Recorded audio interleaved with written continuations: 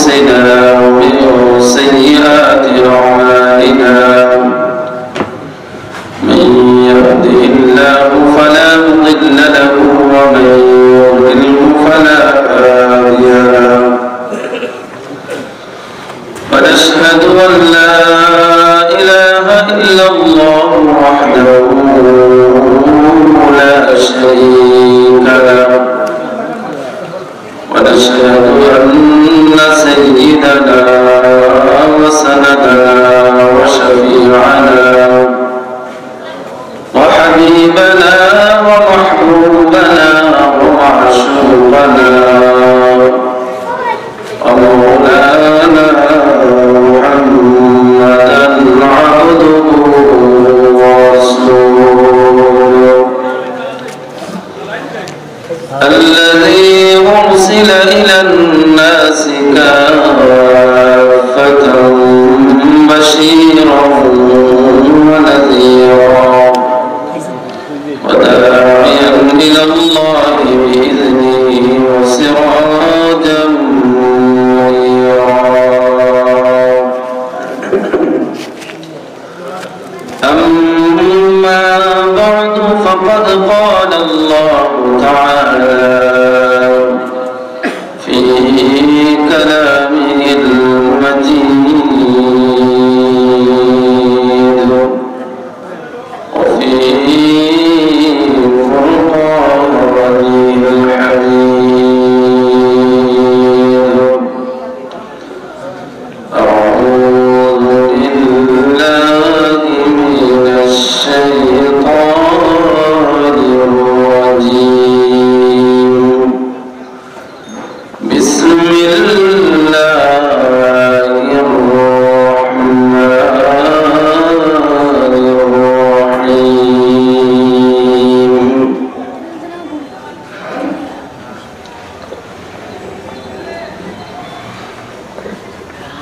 قل يا عبادي الذين أسرفوا على أنفسهم لا تقنطوا من رحمة الله إن الله يغفر الذنوب جميعا إنه هو الغفور الرحيم صدق الله العظيم وصدق رسوله النبي الأمي الكريم ونحن على ذلك لمن الشاهدين والشاكرين والذاكرين والحمد لله رب العالمين. قال النبي صلى الله عليه وسلم كل بني آدم خطاء وخير الخطائين التوابون.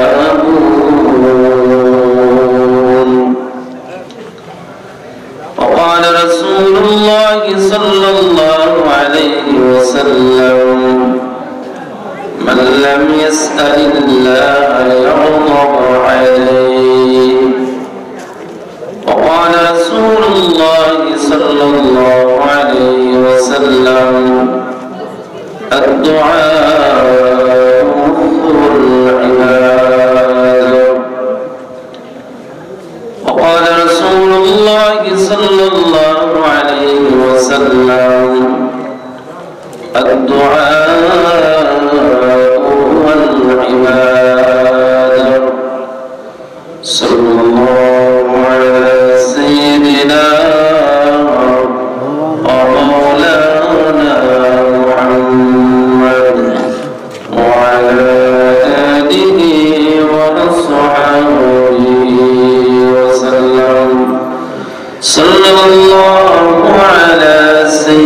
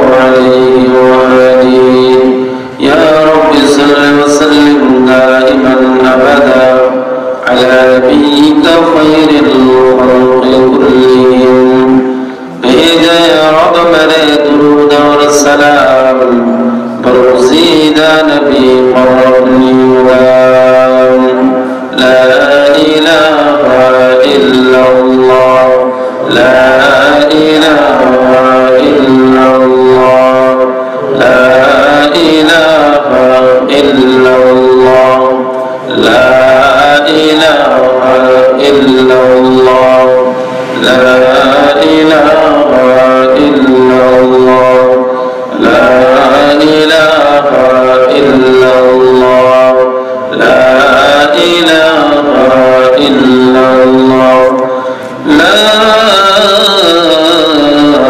إله إلا الله محمد رسول الله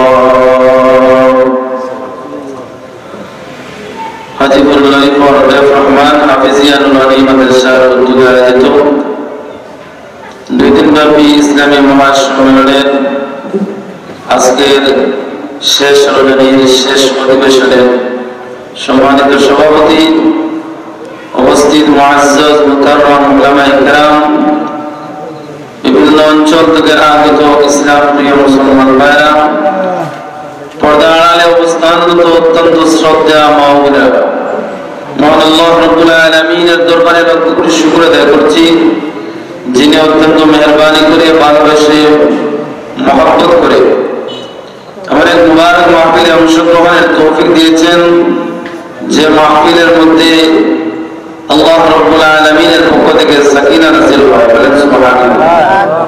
আল্লাহর পক্ষ থেকে রহমত নাযিল হয়।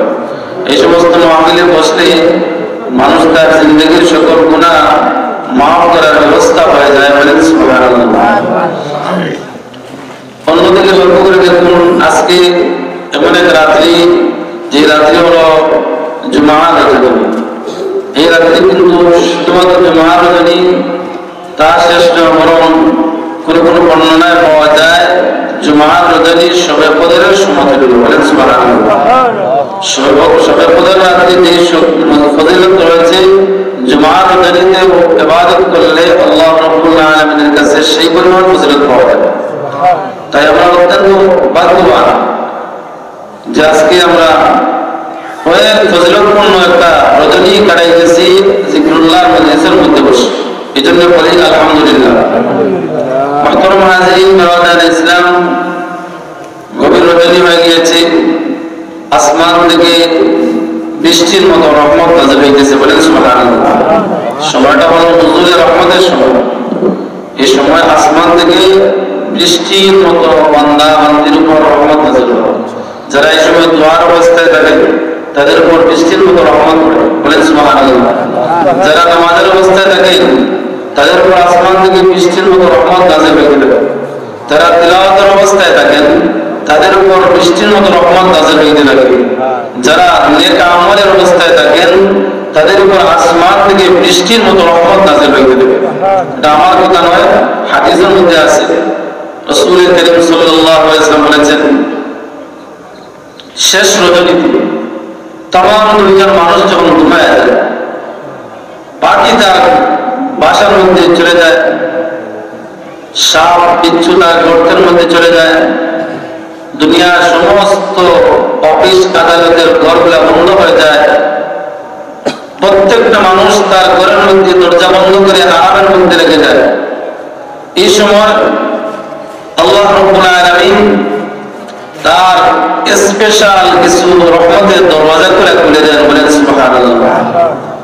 আর আল্লাহর পক্ষ থেকে ঘোষণা দেওয়া হয়, আলা মিন মুস্তাগফিরিন ফাগফির লাহু আলা মিন মুস্তাগফিরিন ফাগফির লাহু আলা মিন মুস্তারজিকিন ফারযুকহু আলা মুবতালান ফাআফিয়া।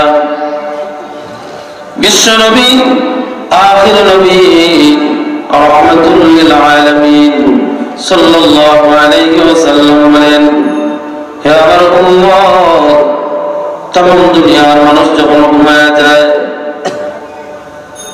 तमाम দুনিয়ার মানুষ যখন ঘুমায় যায়, পাখি তার বাসার মধ্যে গিয়ে ঘুমায় যায়, হিংস্র জানোয়ারগুলা তার গর্তের মধ্যে ঢুকে যায়, तमाम দুনিয়ার অফিস আদালতের দরওয়াজাগুলো বন্ধ হয়ে যায়, আল্লাহ রাব্বুল আলামিনের স্পেশাল রহমতের দরওয়াজা থাকা অবস্থায় থাকে না, ওইগুলা আল্লাহর পক্ষ থেকে খুলে দেওয়া হয়। আল্লাহ রাব্বুল আলামিন ডাকেন আর বলেন, কে আসলে গুনাহগার, আমি তোর গুনাহ মাফ করার জন্য প্রস্তুত। বলে সুবহানাল্লাহ। কে আসলে গুনাহগার, তোর গুনাহ মাফ করার জন্য আমি আল্লাহ প্রস্তুত। কে আসলে অভাবী, আমি তোর অভাব দূর করার জন্য প্রস্তুত।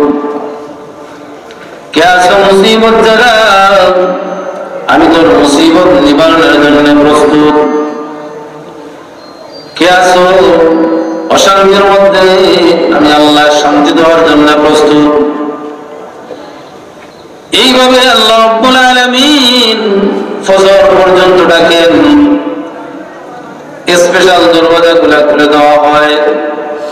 আল্লাহ বহুত বান্দা বান্দীরা এই সময় আল্লাহকে সিজদা দেওয়ার অবস্থায় থাকেন, কেউ রুকুর অবস্থায় থাকেন, কেউ সিজদার অবস্থায় থাকেন, কেউ দোয়ার অবস্থায় থাকেন, কেউ তিলাওয়াতের অবস্থায় থাকেন, কেউ জিকিরের অবস্থায় থাকেন। এমন এক সময় আমরা কাটাইতেছি, এই সময়টা সেই সময় বলেন সুবহানাল্লাহ। তাকবীরাতুল ইসলাম। আমি আপনাদের সম্মুখে আল্লাহ রাব্বুল আলামিনের পবিত্র কালামের সূরা জুমারের শেষের দিক থেকে একটা আয়াতে কারিমা তিলাওয়াত করেছি।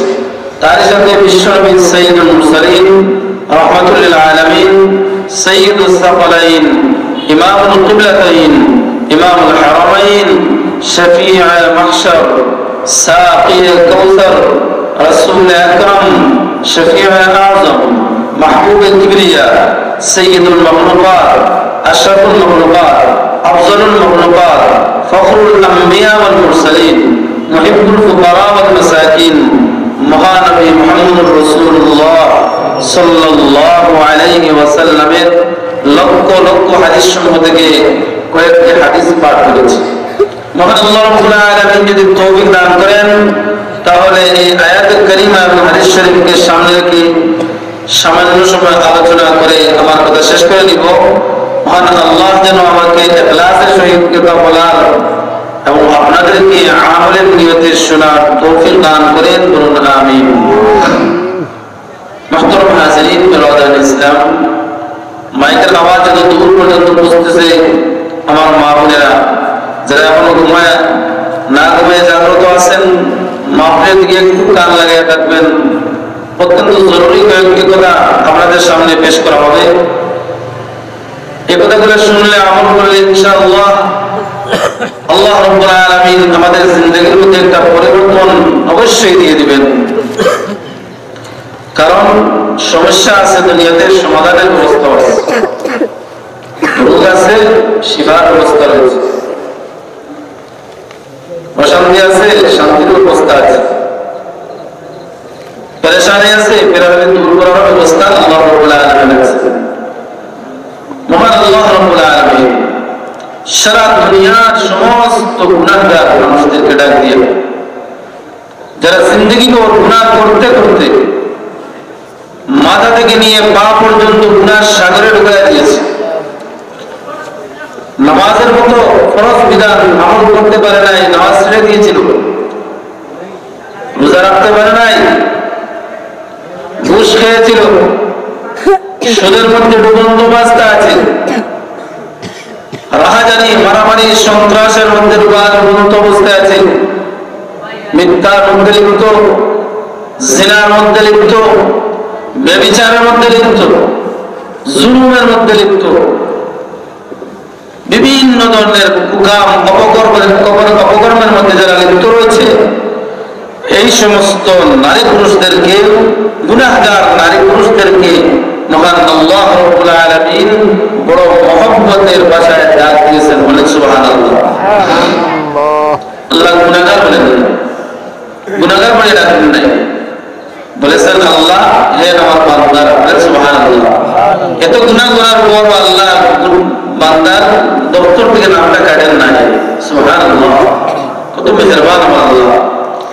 আল্লাহ বলেন, কুল, বলুন হে মুহাম্মদ সাল্লাল্লাহু আলাইহি ওয়াসাল্লাম, আমার নবীর নাম যখন আসবে তখন বলবেন মুহাম্মদ সাল্লাল্লাহু আলাইহি ওয়াসাল্লাম।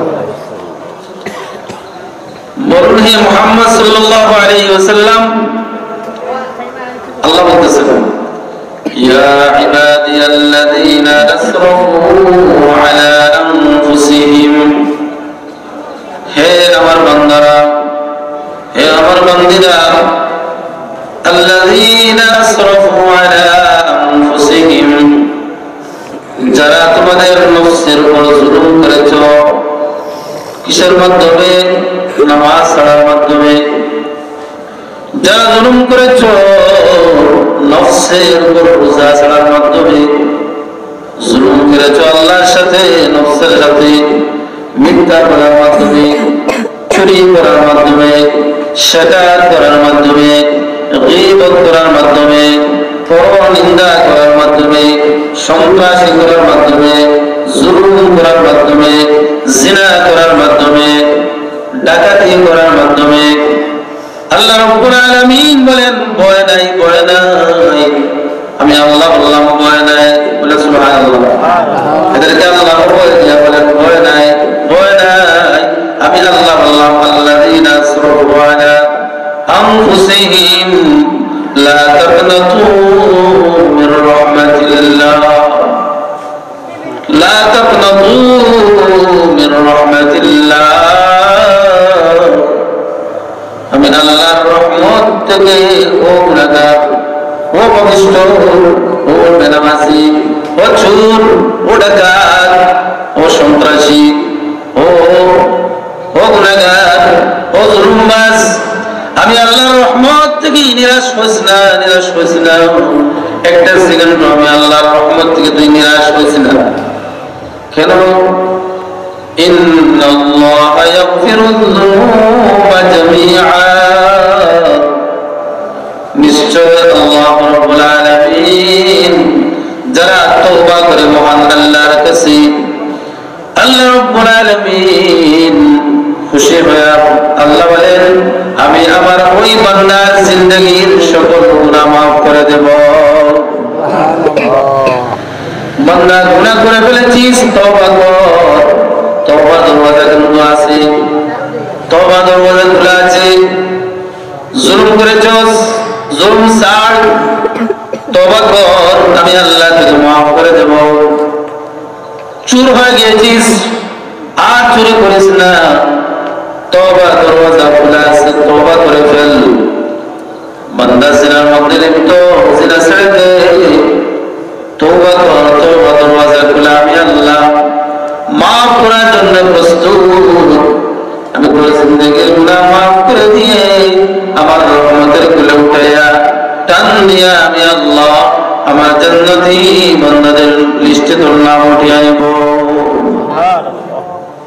তাহলে গুনাহগারের উপায় আছে? উপায় নাই। উপায় দিছে আল্লাহ, ইন্নাহু হুয়াল গফুরুর রহিম, নিশ্চয় মহান আল্লাহ একদিকে গফুর, অন্যদিকে রহিম। একদিকে আল্লাহ গফুর ক্ষমাশীল, অন্যদিকে আল্লাহ রহিম দয়াবান। আল্লাহ রাব্বুল আলামিন এত অসীম দয়ার মালিক যে আল্লাহ রাব্বুল আলামিনের দয়ার কোনো সীমা নাই। সীমা আছে? কোনো সীমা নাই। আল্লাহর দয়ার কোনো সীমা নাই, আল্লাহর মায়ার কোনো সীমা নাই।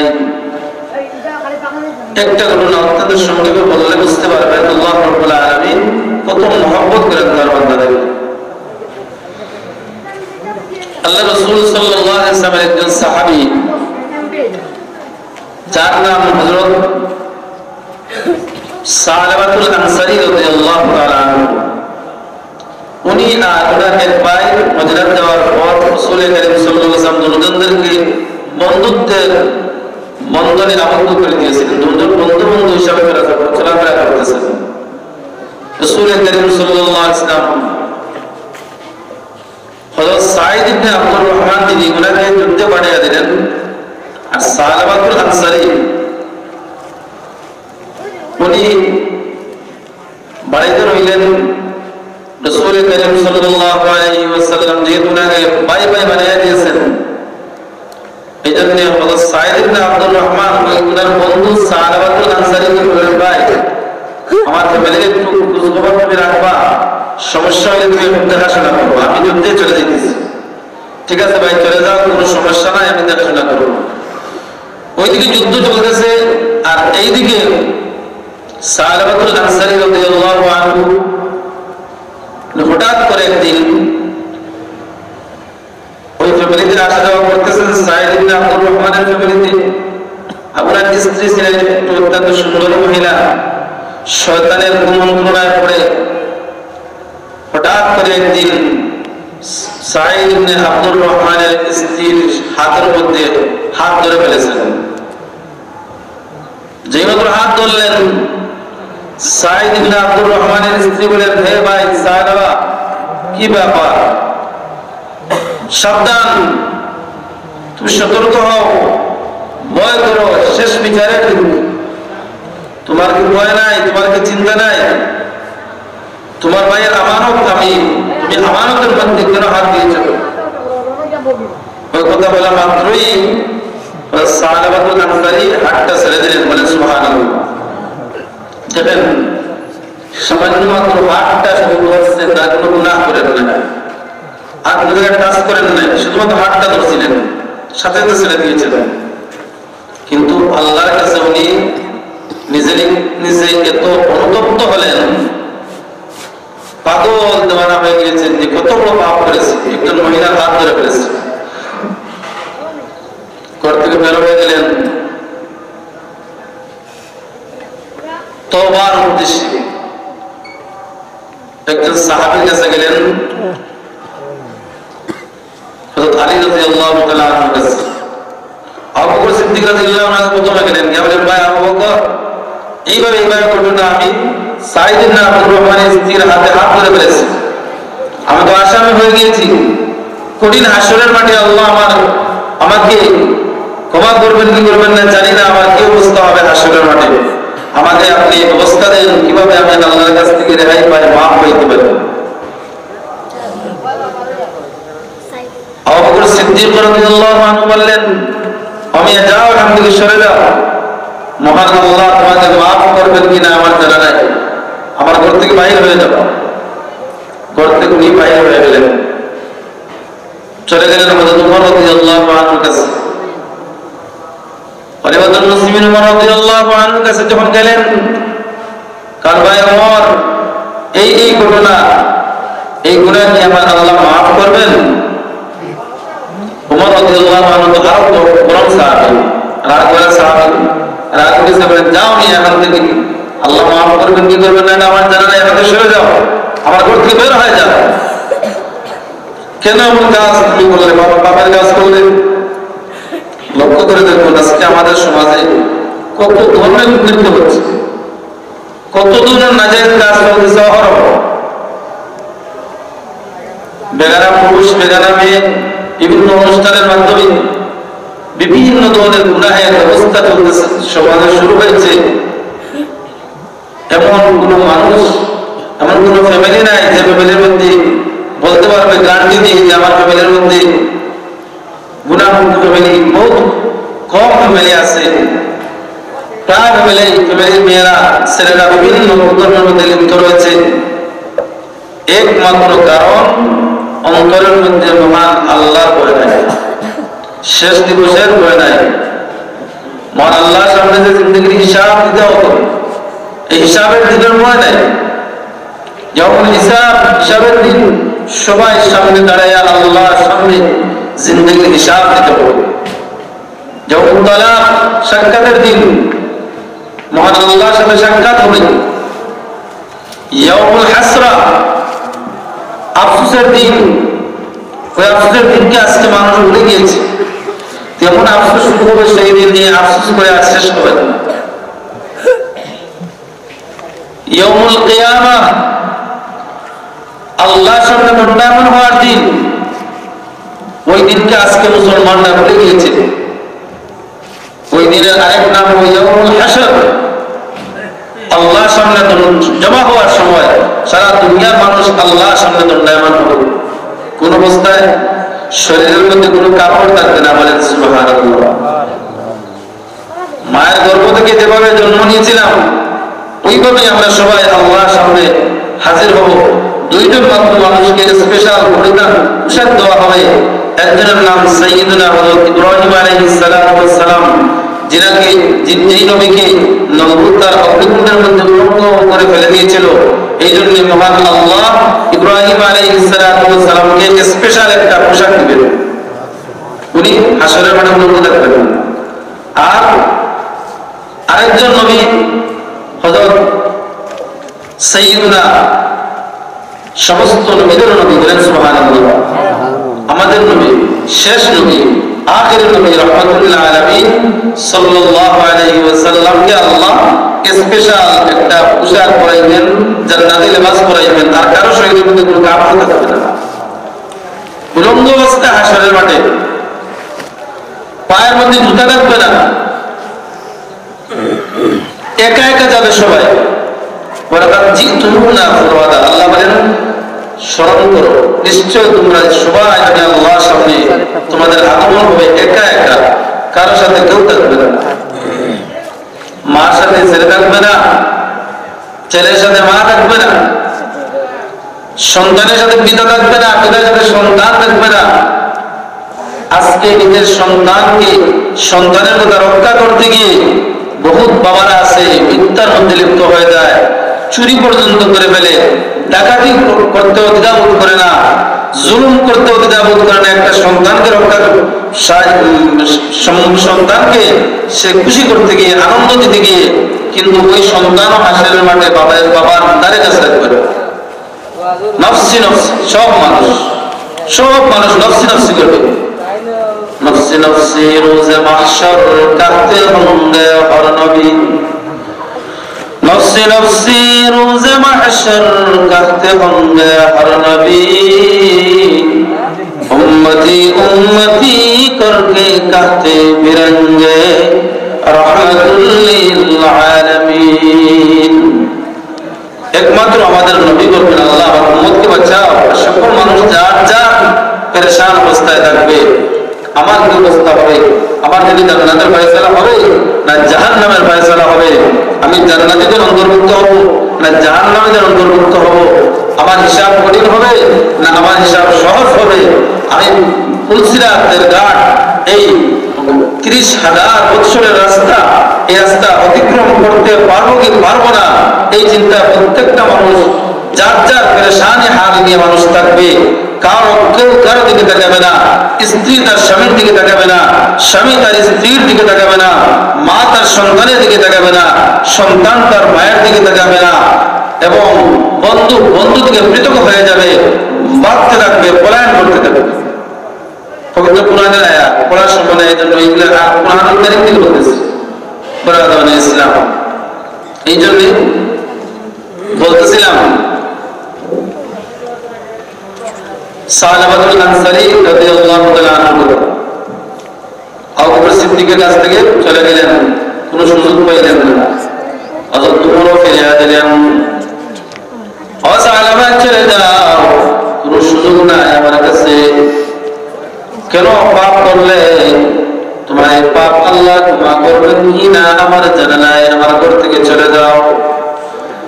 সালাবাতুল আনসারী রাদিয়াল্লাহু আনহু আরো সামনের দিকে গেলেন। যাইতে যাইতে মনের মধ্যে ছিল আল্লাহর নবী বিশ্ব নবী রাহমাতুল্লাহ আলাইহির কাছে না গেলে হয়তো আমার এই পাপটা মাফ হওয়ার ব্যবস্থা হয়ে যাবে। শেষ পর্যন্ত আল্লাহর নবীর দরবারে যেতে হলো। বিশ্ব নবী রাহমাতুল্লাহ আলাইহির দরবারে যাওয়ার পর সাহাবা বললেন, ওগো আল্লাহর রাসূল, এইভাবে আপনি সাইদ ইবনে আব্দুর রহমানের স্ত্রীর শরীরের মধ্যে টাচ করে ফেলেছি, হাত দিয়েছিলাম, আর তার স্ত্রী আমাকে জাহান্নামের ভয় দেখাইছে, শেষ বিচারের দিনের ভয় দেখাইছে, সাথে সাথে আমার ভয় শিখিয়েছে। ওগো আল্লাহর নবী, ও বিশ্ব নবী রাহমাতুল্লাহ আলাইহিন, বলুন আল্লাহ আমার এই অপরাধ মাফ করবেন কিনা? রাসূল বললেন, সাহাবা যাও, ওখান থেকে সরে যাও, আমি জানি না তোমার এই গুনাহ আল্লাহ মাফ করবে কিনা। বলেন সুবহানাল্লাহ। রাসূলের কাছ থেকে যখন উনি ফিরে গেলেন, তখন মনের মধ্যে অশান্তি সৃষ্টি হয়ে গেল। ইয়া আল্লাহ, এখন তো আমার আর কোনো ব্যবস্থা নাই, যেখানে আবু বকর ফিরিয়ে দিলেন, উমর ফিরিয়ে দিলেন, আলী ফিরিয়ে দিলেন, আর অন্যান্য সাহাবীরাও ফিরিয়ে দিলেন। মনে করেছিলাম রাহমাতুল আলামিন বিশ্বনবী আমাকে ফিরিয়ে দিবেন না, এখন আল্লাহর নবীও আমাকে ফিরিয়ে দিলেন। অতএব এখন আমি কোথায় যাব, কার কাছে যাব? আমার যাওয়ার জায়গা কোথায়? কার কাছে যাব? আল্লাহর কাছে। উনি ঘর থেকে বের হয়ে গেলেন। ওনার মেয়ে হামসানা রাদিয়াল্লাহু আনহা ওই হামসানা পর্যন্ত বাবাকে তিরস্কার করা শুরু করলো। আব্বা, তোমারও বয়স হয়ে গিয়েছে, এখনো পর্যন্ত তোমার অভ্যাস পরিবর্তন হয় নাই, তুমি কেন এই কাজটা করলে? গর্হিত কাজ করলে বাবা, তোমাকে আমি বাবা বলে স্বীকার করবো না। যাও বাবা, যতক্ষণ পর্যন্ত সাহাবীরা তোমার উপর খুশি না হয়েছেন, রাসূল বিশ্বনবী রাহমাতুল আলামিন খুশি না হইবেন, ততক্ষণ পর্যন্ত আমি হামসানা তোমার মেয়ে তোমাকে আব্বা বলে স্বীকার করবো না। মেয়েও তিরস্কার করতে লাগলেন। সালামাতুল আনসারী রাদিয়াল্লাহু আনহু গভীর রাতে চলে গেলেন জঙ্গলের মধ্যে।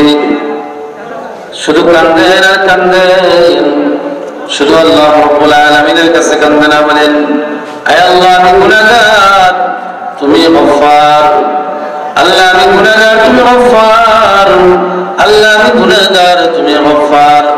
দেখো আল্লাহ, তাকায়া তোমার বিশ্বের দিকে তাকায় দেখো মওলা, তামাম দুনিয়ার মানুষ ঘুমায় আছে, মা তার সন্তানকে নিয়ে ঘুমায় আছে, গাছগুলা নড়াচড়া করতেছে না, পাখিদার বাসার মধ্যে গিয়ে ঘুমন্ত অবস্থায় দুনিয়ার সমস্ত দরওয়াজাগুলা বন্ধ হয়ে গিয়েছে। আল্লাহ, আওয়ালে করিম, আমি সালাবা গুনার উপর শর্মিন্দা হইলাম, লজ্জিত হইলাম মওলা। ও মওলা করিম, সাহাবীরা ফিরে দিল, আমার মেয়ে পর্যন্ত তিরস্কার করেছে। আবু বকর ফিরে দিলেন, উমর ফিরে দিলেন, আলী ফিরে দিলেন। মনে করেছিলাম তোমার নবী বিশ্বনবী মনে হয় আর ফিরে দিবেন না, ওনার কাছ থেকে ফিরে এলাম। ও মওলা করিম, এবং তুমি আল্লাহ, তুমি রহমানুর রহিমের শরণাপন্ন হইলাম, এবং তুমি আল্লাহ যদি তোমার গোলামকে ফিরিয়ে দাও, বলো না তোমার এই গুনাহগার বান্দা কার দরওয়াজায় যাবে? কে আছে মাফ করার জন্য ক্ষমতা? আল্লাহ রাব্বুল আলামিনের রহমতের সাগরে জুস মেরেছে। আল্লাহ রাব্বুল আলামিন সালামাকে মাফ করে দেওয়ার জন্য আল্লাহ ওহী নাযিল করিয়া রাসূল আকরাম সাল্লাল্লাহু আলাইহি ওয়াসাল্লামকে জানায়া দিলেন, ও আমার নবী, ও বিশ্ব নবী, আখির নবী রাহমাতুল আলামিন, সালামাকে আপনি ফিরিয়ে দিলেন।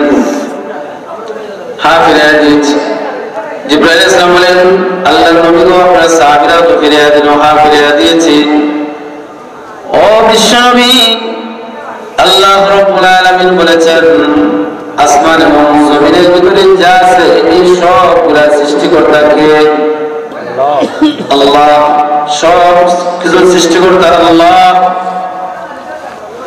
আল্লাহ রাব্বুল আলামিন বলেছেন, तमाम পৃথিবীর সৃষ্টিকর্তা যদি আল্লাহ রাব্বুল আলামিন হয়ে থাকেন, তাহলে আপনি কেন সালাবাকে আপনার দরবার থেকে ফিরিয়ে দিলেন? মহান আল্লাহ রাব্বুল আলামিন সালাবার উপর তওবার উপর খুশি হইয়া মহান আল্লাহ সালাবার জিন্দেগীর সকল গুনাহ মাফ করে দিয়েছেন। রাসূল সাল্লাল্লাহু আলাইহি ওয়াসাল্লাম বলেন, ও সাহাবীরা, যাও যাও, তাড়াতাড়ি যাও। হে আবু বকর কোথায় যাও? উসমান কোথায় যাও? ও আলী, হে ওমর তুমিও যাও, দেখো কি আমার সাহাবা কোথায় আছে, সাহাবাকে নিয়ে আসো, সাহাবার জিন্দেগীর সকল গুনাহ মাফ হয়ে গিয়েছে। ওই সময় ফজরের সময় হয়ে গিয়েছে, রাসূল করিম সাল্লাল্লাহু আলাইহি ওয়াসাল্লাম ফজরের নামাজ শুরু করে দিয়েছেন। ওইদিকে নামাজ চলছে মসজিদে নববীর মধ্যে, আর সাহাবীরা ওখানে গিয়ে জঙ্গলের মধ্যে পাহাড়ের ভিতরে চলে গেছেন। যাওয়ার পর দেখলেন উটের রাখালরা আছে। বললেন, ভাই এখানে কি কোনো মানুষ সাহাবা নামে কোনো মানুষ এসেছে?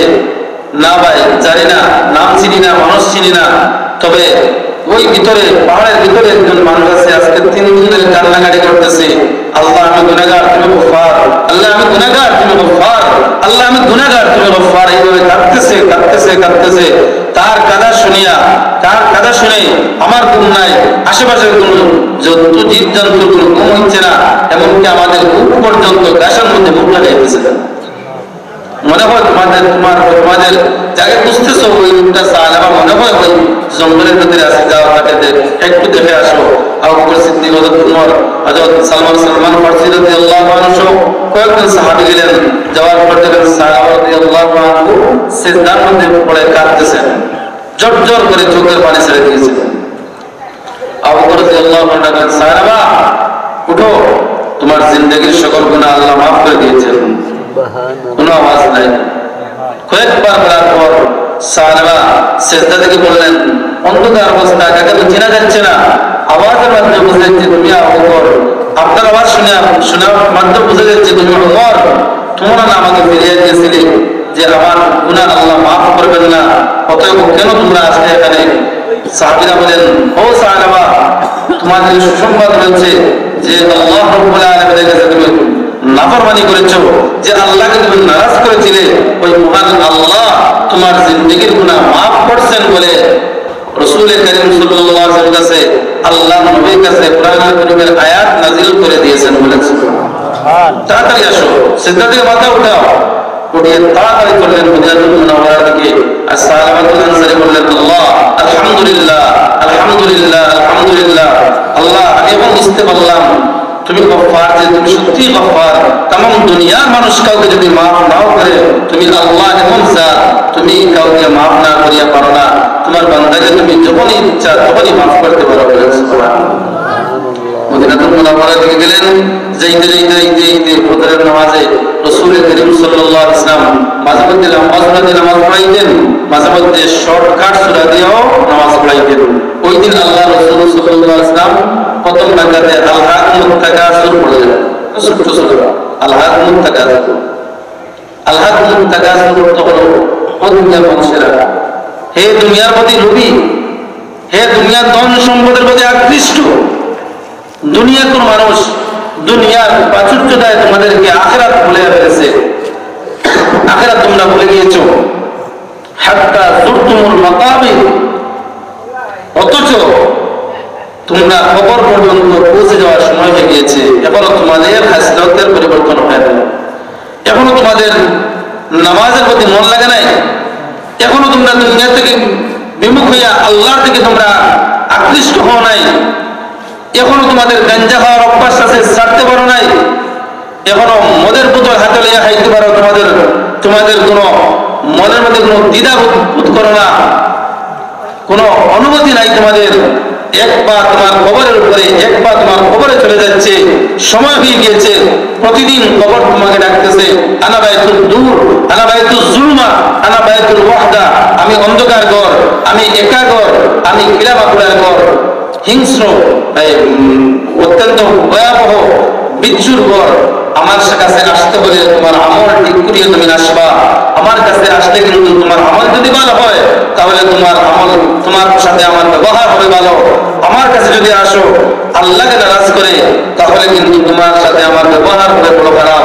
ভাইরা আমার, হযরত ফাতিমাতুজ জাহরা রাদিয়াল্লাহু আনহা, যেই মহিলাকে, যেই মেয়েকে আল্লাহ নবী সাল্লাল্লাহু আলাইহি ওয়াসাল্লাম নিজে ঘোষণা দিয়েছেন, ফাতিমাতু সাইয়্যিদাতু নিসাই আহলিল জান্নাহ, আমার মেয়ে ফাতিমা জান্নাতের মহিলাদের সর্দারনি হবে। সুবহানাল্লাহ।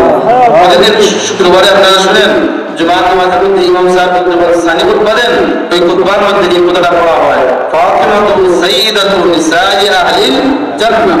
ও মায়া, ও মা বোনেরা যারা শুনতেছেন আওয়াজ, একটু লক্ষ্য করেন, একটু মনের মধ্যে প্রশ্ন করেন যে ফাতিমার সার্টিফিকেট দিয়েছেন বিশ্বনবী রাহমাতুল্লাহ আলামিন জান্নাতের, ওই ফাতিমাকে আল্লাহ রাসূল এক সময় বললেন, ইয়া ফাতিমাতু, ইয়া ফাতিমাতু আনকিজি নাফসাকা মিনান নার।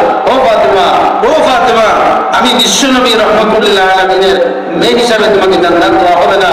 ও ফাতিমা, বিশ্বনবীর মেয়ে হিসাবে তুমি ফাতিমাকে জান্নাত দেওয়া হবে না, তুমি ফাতিমা যদি জান্নাতে যেতে চাও তাহলে তোমার বডিকে জাহান্নামের আগুন থেকে যদি বাঁচাইতে চাও তাহলে তোমার আমলকে তুমি ইসলাহ করে ফেলো, তোমার আমলকে সংশোধন করে ফেলো।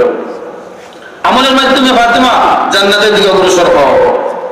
একদিকে ফাতিমা জান্নাতের ঘোষণা, অন্যদিকে রাসূল বলতেছেন, ও ফাতিমা, আমি নবীর মেয়ে হিসাবে স্বজন প্রীতি দেখাইয়া হাসরের মাঠে জান্নাত দেওয়া হবে না, আমলের মাধ্যমে জান্নাত দেওয়া হবে।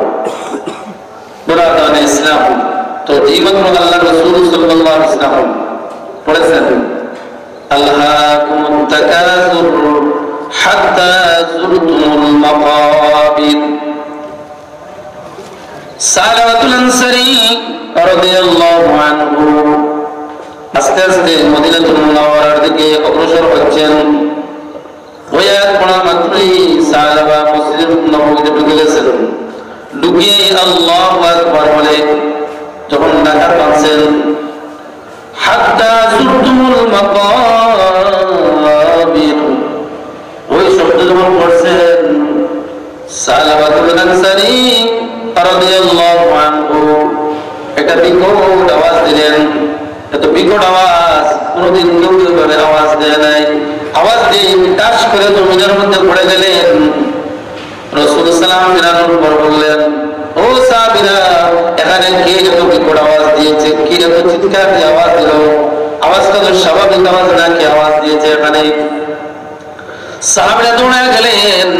যাওয়ার পর দেখা যায় যে সালামাতুল আনসারের অপেক্ষায় ছিলেন সবাই, ওই সাহাবা জমিনের মধ্যে পড়ে গিয়েছে। সালমান রাদিয়াল্লাহু আনহুকে বললেন, ও সালমান, তুমি একটু সামনের দিকে অগ্রসর হও, তুমি দেখো আমার সাহাবার বাল্ব হার্ট পরীক্ষা করে দেবো, পালস পরীক্ষা করে দেবো, সাহাবার অবস্থা কি?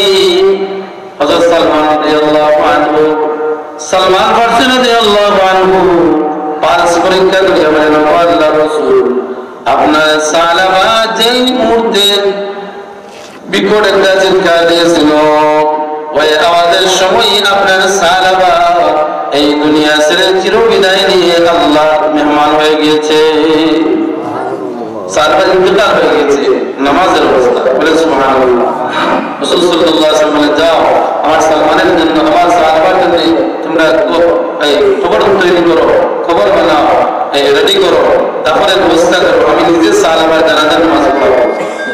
রাসূল করিম সাল্লাল্লাহু আলাইহি ওয়াসাল্লাম যখন লাশ নিয়ে যাচ্ছেন, যাওয়ার সময় আল্লাহ রাসূল সাল্লাল্লাহু আলাইহি ওয়াসাল্লাম এত খুশিয়া পা রাখতেছেন জমিনের মধ্যে, মনে হচ্ছে যেন কোথায় পা রাখবেন, জমিনে জায়গা পাইতেছেন না। আল্লাহ রাসূল খুশিয়ে পা রাখতেছেন, কিছু মনে হচ্ছে খুব কষ্টের মাধ্যমে উনি পা বাড়াইতেছেন। হযরত ওমর রাদিয়াল্লাহু আনহু বলেন, ওগো আল্লাহর রাসূল, বুঝতে পারলাম না, আপনার মনে হচ্ছে জমিনের মধ্যে জায়গা নাই, আমরা তো দেখতেছি এখানে জায়গা আছে যথেষ্ট, আপনি তো খুশিয়া পাড়া রাখতেছেন, যেমন মনে হচ্ছে কুলিটা দিয়ে দেখতেছেন, সরাসরি পা বাড়াইতেছেন। ওগো আল্লাহর রাসূল, বিষয়টা কি? রাসূল করিম সাল্লাল্লাহু আলাইহি ওয়াসাল্লাম বলেন, ও সাহাবীরা, তোমরা যা দেখো না আমি তা দেখি, তোমরা যা জানো না আমি তা জানি। আল্লাহ আমাকে অনেক কিছু দেখাইতে পারেন, তোমরা তা দেখার ক্ষমতা নাই। আল্লাহ আমাকে অনেক কিছু জানাই দেন, তোমরা তা জানতে পারো নাই, তোমাদের জানা সম্ভব না, দেখাও সম্ভব না। এই মুহূর্তে সালাওয়াতুল আনসারী এমন তওবা করেছে, মহান আল্লাহ রাব্বুল আলামিনের কাছে জিন্দেগি গুনার জন্য। ওই তওবার পর আল্লাহ রাব্বুল আলামিন খুশি হইয়া আসমান থেকে এত ফেরেশতা জমিনের মধ্যে অবতরণ হইতেছে সাহাবার জানাজায় অংশগ্রহণ করার জন্য। আমি রাসূল দেখতেছি যে এত হাজার হাজার লক্ষ লক্ষ সাহাবী জমিনের মধ্যে অবতরণ করতেছে, যে আমি নবী যে পা রাখবো এইরকম কোন জায়গাও রাস্তাঘাটে দেখা যাচ্ছে। জোরে বলেন না সুবহানাল্লাহ। চিন্তা করুন, গুনাহ করেছিলেন কি, দরজা গেল কোথায়?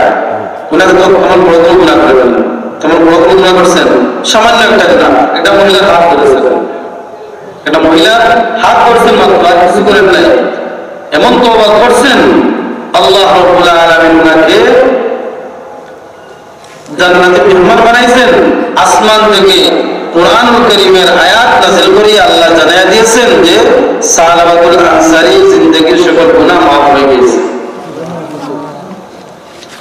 والذين إذا فعلوا فاحشة أو ظلموا أنفسهم ذكروا الله فاستغفروا لذنوبهم ومن يغفر الذنوب إلا الله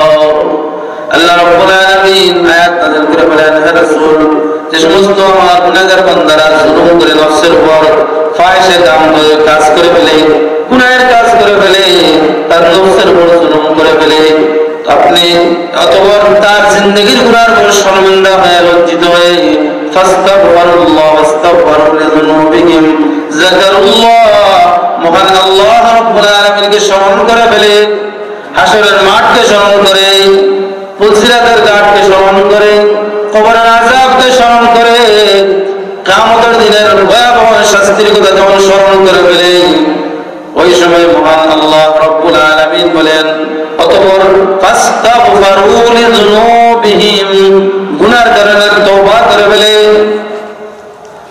তওবার মতো তওবা এমন ভাবে তওবা করে, আল্লাহ যেগুলো গুনাহ করেছি, যা করেছি শর্মিন্দা হইলাম, মাফ করে দাও। হযরত আলী রাদিয়াল্লাহু আনহু বলেন পাঁচটা শর্ত মতো যদি তওবা করা হয়, ওই তওবা করতে দেরি হয়, আল্লাহ রাব্বুল আলামিন তওবা কবুল করতে একটা সেকেন্ড দেরি করেন না। এক নম্বর শর্ত, জিন্দেগির গুনার শর্মিন্দা হইতে হবে। খুব লক্ষ্য করে শুনবেন, এক নম্বর জিন্দেগির গুনার উপর শর্মিন্দা হইতে হবে, লজ্জিত হতে হবে।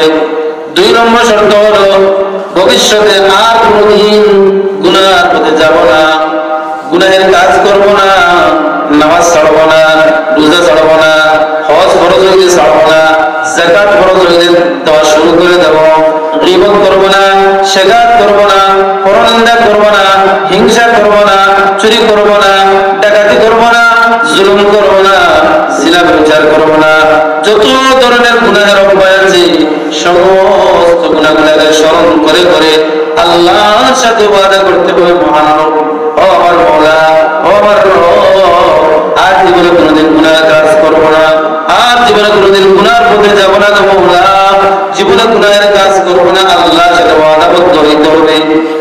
দুই নম্বর। তিন নম্বর শর্ত হলো বান্দা যদি কোনো হক থাকে, বান্দার হক আদায় করার পর তওবা করতে হবে। কোন মানুষের যদি পাওনা থাকে, তার পাওনা আদায় করার পর আল্লাহর কাছে তওবা করতে হবে। পাওনা এমন একটা জরুরি জিনিস, এমন একটা সাংঘাতিক একটা মানুষ বুঝে না, অনেক সময় আপনাদের অবস্থায় অনেকের পাওনা রয়ে যায়।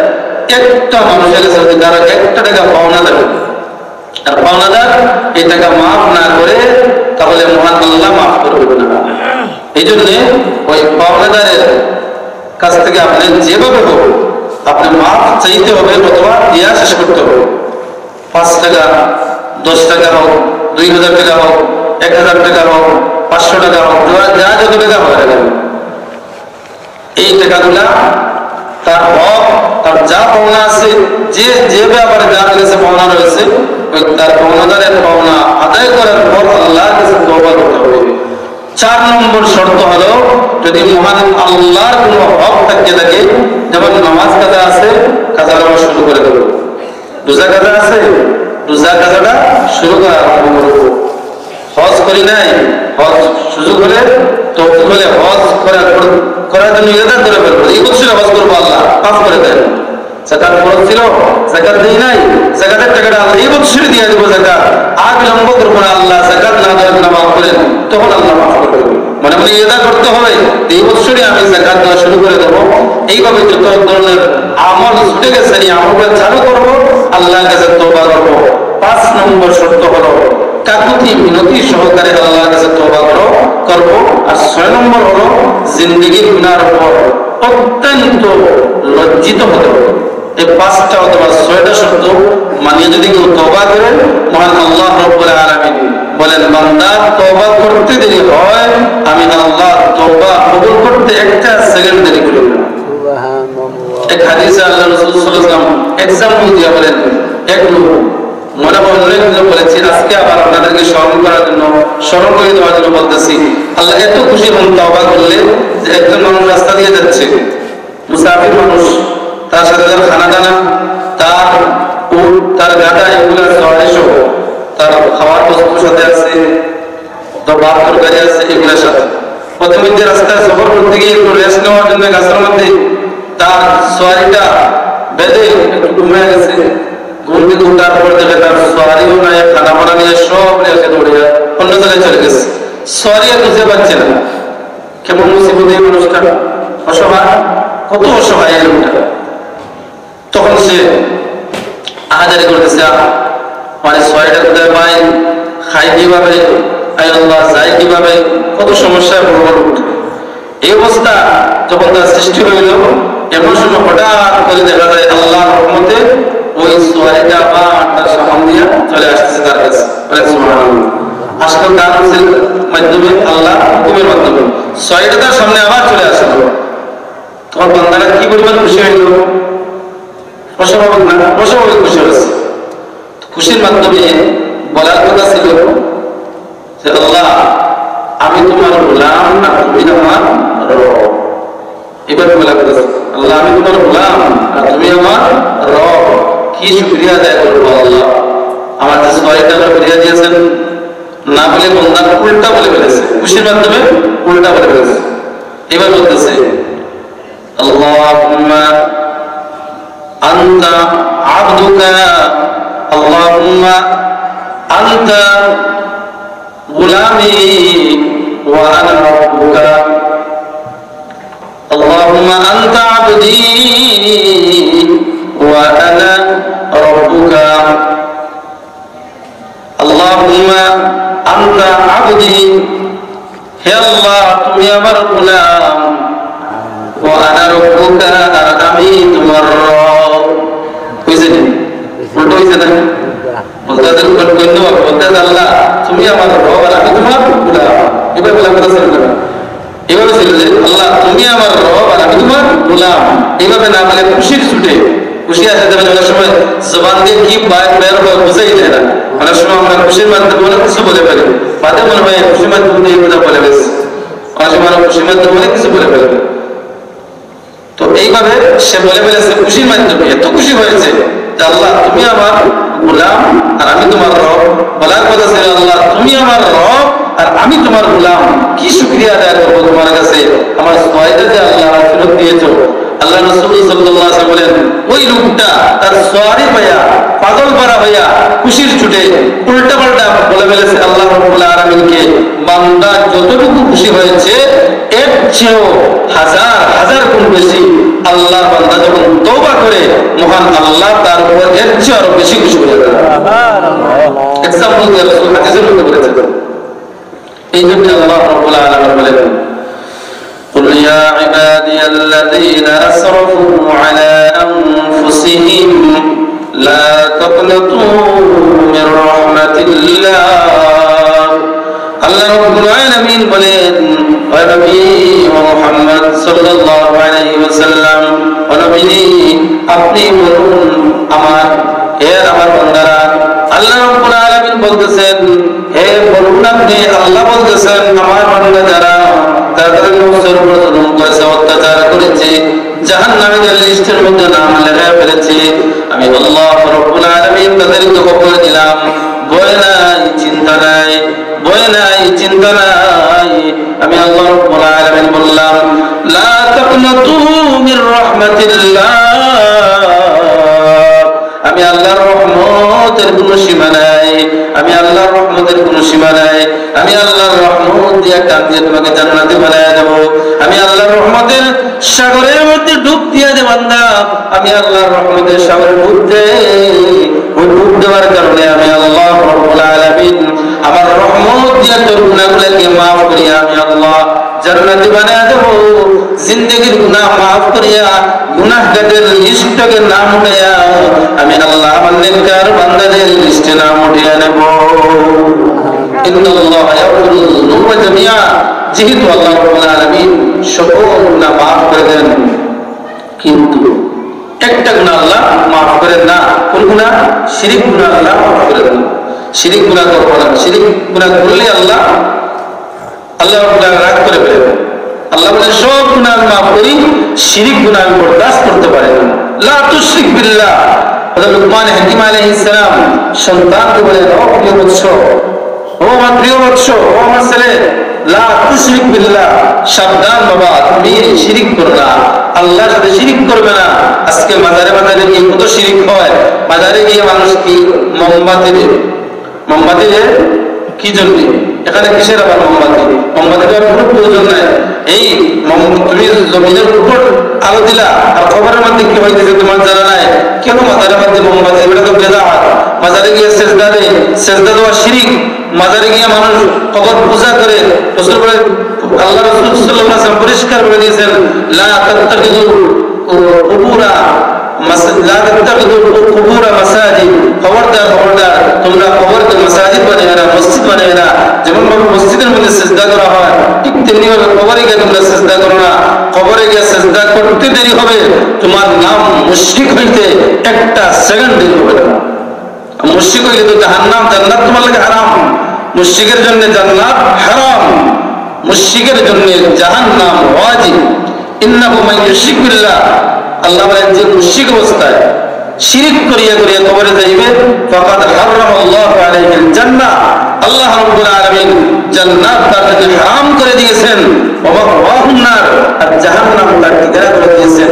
অনেক মুসলমান আজকে বুঝে না। মুসলমান নামাজও পড়ে, কবরে গিয়ে সিজদা দেয়, নামাজও পড়ে, আবার কবরে গিয়ে বলে বাবা শাহজালাল তুমি ছাড়া আর আমাকে কে রক্ষা করবে? বলেন নাউযুবিল্লাহ। বলেন তো শাহজালাল সাহেব রক্ষা করার ক্ষমতা আছে? বাবা তুমি একটা সন্তান দাও, সন্তান দেওয়ার মালিক আল্লাহ, কেন তুমি শাহজালালের মাজারে গিয়ে সন্তান চাইবা? এটা তো তুমি শিরিক করতেছো। সন্তান দিতে পারবেন একমাত্র আল্লাহ। ইয়াহাবু লিমান ইয়াশাউ ইনাসা ওয়া ইয়াহাবু লিমান ইয়াশাউ যুকুর আও যুকরানান ইনাসা ওয়া ইয়াজআলু মান ইয়াশাউ আকিমা। আল্লাহ বলেন আমি যাকে চাই তাকে ছেলে সন্তান দেই। আল্লাহ বলেন আমি যাকে চাই তাকে মেয়ে সন্তান দেই। আল্লাহ বলেন আমি যাকে চাই তাকে মেয়েও দেই, ছেলেও দেই। ওয়া ইয়াজআলু মান ইয়াশাউ আকিমা, আর যাকে চাই আমি আল্লাহ তাকে সন্তান দেই না, নিঃসন্তান অবস্থায় আমি তাকে রাখি। তুমি কেন শাহজালাল মাজারে গিয়ে, শাহ রহমাতুল্লাহ মাজারে গিয়ে তোমার ইমান নষ্ট করতেছো? ও মুসলমান, তোমার ইমান কি এত কি কমজোর? তোমার ইমান কি এত মূল্য নাই যে তুমি ইমান বিক্রি করতেছো মাজারে গিয়ে? আল্লাহ তো বলেন নাই যে শাহজালাল রহমাতুল্লাহ মাজারে গিয়ে আজকে ইমান নষ্ট হচ্ছে। সে যে মাজারে গিয়ে আজকে ইমান নষ্ট হচ্ছে, বেদাতের মাধ্যমে মানুষ জাহান্নামে হচ্ছে, কুফরির মাধ্যমে মানুষ জাহান্নামের দিকে যাচ্ছে, শিরকের মাধ্যমে মানুষ মাজারে গিয়ে গিয়ে তার ইমান নষ্ট করতেছে। মাজারে গিয়ে মাজারের নামে গরু দিয়ে, ছাগল দিয়ে, কতগুলো তার জায়েজ নয়। একমাত্র আল্লাহ ছাড়া কারো নামে যদি কোনো কিছু জবাহ করা হয়, এই খাওয়াটাও তো জায়েজ নাই। গয়রুল্লাহ ছাড়া, আল্লাহর নাম ছাড়া যদি কোনো নামে কোনো কিছু জবাহ করা হয়, ছাগল জবাহ করেন আর গরু জবাহ করেন আর মুরগ জবাহ করেন, এটা জায়েজ হবে না খাওয়া। একমাত্র বিসমিল্লাহি আল্লাহু আকবার, এক আল্লাহর নামে যদি আপনি জবাহ করেন তাহলে এটা খাওয়া জায়েজ। আল্লাহ ছাড়া কারো নামে জবাহ করলে জায়েজ হবে না খাওয়া। এই জন্য খুব সাবধান এদিকে আমাদের। আল্লাহ রাব্বুল আলামিন শিরিক বরদাস্ত করতে পারেন না। শিরিক গুনাহ যারা করে তাদের উপর আল্লাহ রাগান্বিত হয়ে যান। তাই আল্লাহ বলেন আমি আল্লাহ শিরিক ব্যতীত সকল গুনাহ মাফ করার জন্য তুমি তওবা কর বান্দা, আমি আল্লাহ সর্বদা তোর গুনাহ মাফ করার জন্য প্রস্তুত। বারাদানে ইসলাম, সংক্ষিপ্ত সময়ের ভিতরে তওবা সংক্রান্ত হাদিস শরীফে আল্লাহ রাসূল বলেছেন, তিরমিজি শরীফের হাদিস, কুল্লু বানি আদম খাত্তাউন ওয়া খায়রুল খাত্তাইন আত-তাওয়াবুন।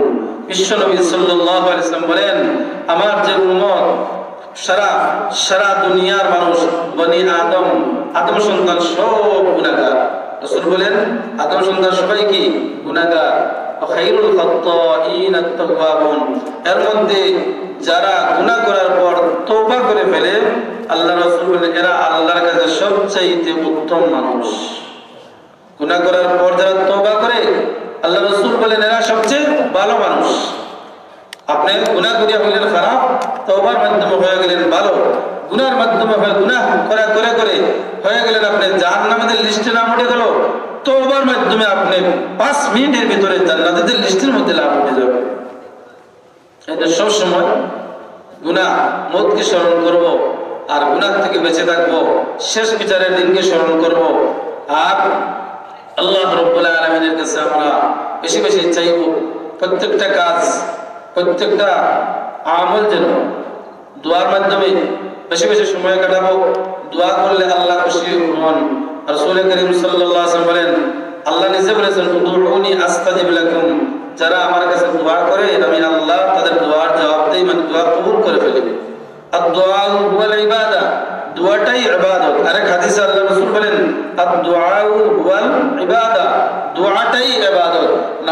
করলে যেমন সওয়াব হয়, আল্লাহর কাছে দোয়া করলে তেমন সওয়াব হয়। আদ-দুআউ মুখুল ইবাদা। আরেক হাদিসে আল্লাহর রাসূল বলেন দোয়া হলো সমস্ত ইবাদতের মূল। আরেক হাদিসে আল্লাহর রাসূল বলেন মাল্লাম ইয়াসআলিল্লাহ ইয়াগদাব আলাইহি, যে আল্লাহর কাছে দোয়া করে না, চায় না, মহান আল্লাহ তার উপর রাগান্বিত হয়ে যান। কি হয়ে যান? রাগান্বিত হয়ে যান। দেখুন বান্দা এবং আল্লাহর মধ্যে কত ব্যবধান, আকাশ পাতাল ব্যবধান। কোন মানুষ যদি কোনো মানুষের কাছে গিয়ে, ধনী মানুষের কাছে গিয়ে প্রতিদিন 100 টাকা চায়, একদিন দিয়ে দ্বিতীয় দিন কে চায়, ওই দিন মনে করেন কষ্ট করে গালিগালাজ করিয়া একটু জাড়ে দিয়ে দিল, 3 নম্বর দিন দেওয়ার পরে আর দিবে না, রাগান্বিত হয়। একজন মানুষের কাছে চাইলে মানুষ রাগ করে। আর আল্লাহ বলেন আমার কাছে যদি কেউ প্রতিদিন 100 বার, 200 বার, 300 বার নয়, 400 বার নয়, 500 বারও যদি আমার বান্দা আমার কাছে প্রতিদিন চায়, আমার বান্দি যদি আমার কাছে প্রতিদিন চায়, যা চাইবে আমি আল্লাহ সাথে সাথে তাকে দিয়ে দেব। এবং আমি আল্লাহ আমার এই বান্দির দোয়ার উপর একদিকে দিব সওয়াব, অন্যদিকে তার আশা আমি আল্লাহ সাথে সাথে পূরণ করে দেব। এজন্য দোয়া করো বেশি বেশি আল্লাহ রাব্বুল আলামিনের কাছে। আপনি শয়তানের সাথে কত কেন ভাবেন? শয়তান তো আমাদের শত্রু, আল্লাহ আমাদের বন্ধু। আল্লাহ যেভাবে বলেছেন সেভাবে খাবো। রাসূল বলেছেন ডান হাতে খাবো। শয়তান খায় বাম হাতে, আমরা বাম হাতে খাবো না। শয়তান খায় দাঁড়াইয়া দাঁড়াইয়া, আমরা খাবো বসিয়া বসিয়ে। শয়তান খায় দাঁড়াইয়া, শয়তান খায় বাম হাতে। আল্লাহ রাসূল বলেন তোমরা খাও ডান হাতে, খাও বসে বসে। পানিটাও পান করো 3 শ্বাসে, 3 শ্বাসে পানি পান করবো, বসে বসে পানি পান করবো, খাওয়া দাওয়া করবো বসিয়া। ঘরে ঢুকবো ডান পা দিয়ে ঢুকবো, বাইর হওয়ার সময় বাম পা দিয়ে ঢুকবো। জুতা পরবো, ডান পা আগে ঢুকাবো, বাম পা পরে ঢুকাবো। জুতা খুলবো, আগে বাম পা খুলবো, পরে ডান পা খুলবো। কাপড় পরবো, আগে ডান সাইড পরবো, পরে বাম সাইড পরবো। কাপড় যখন খুলবো তখন আগে বাম সাইড খুলবো, পরে ডান সাইড খুলবো। এটা হলো সুন্নাত। মসজিদে ঢুকার সময় ডান পা দিয়ে ঢুকা হলো সুন্নাত। দোয়া পড়বো আল্লাহুম্মা ইন্নী আল্লাহুম্মা আফতাহ লি আবওয়াবা রাহমাতিক। ডান পা দিয়ে ঢুকবো, বিসমিল্লাহ পড়ে ঢুকবো, দুরূদ শরীফ পড়ে ঢুকবো, নফল ইতিকাফের নিয়ত করে ঢুকবো এবং ডান পা দিয়ে ঢুকবো। আপনি যত সময় মসজিদে বসবেন বাইর হওয়ার আগ পর্যন্ত আপনার আমলনামায় অনবরত সওয়াব লেখা হতে থাকবে। বাইর হইবেন যখন বাম পা দিয়ে বাইর হইবেন, ঢুকবেন ডান পা দিয়ে, বের হবেন বাম পা দিয়ে। বাম পা দিয়ে ঢুকার সময় পড়বেন বিসমিল্লাহি ওয়াসসালাতু ওয়াসসালামু বিসমিল্লাহি ওয়াসসালাতু ওয়াসসালামু আলা রাসূলিল্লাহ আল্লাহুম্মা ইন্নী আসআলুকা মিন ফাদলিক। এই দোয়া পড়িয়া মসজিদ থেকে বাম পা দিয়ে বের হবেন। ইস্তিনজা ঢুকবো, মাথা ঢাকিয়া ঢুকবো। ইস্তিনজা ঢুকবো, মাথা ঢেকে ঢুকবো, মাথার মধ্যে টুপি রাখবো। মহিলা হলে মাথার মধ্যে কাপড় রাখবেন, এটা হলো সুন্নাত।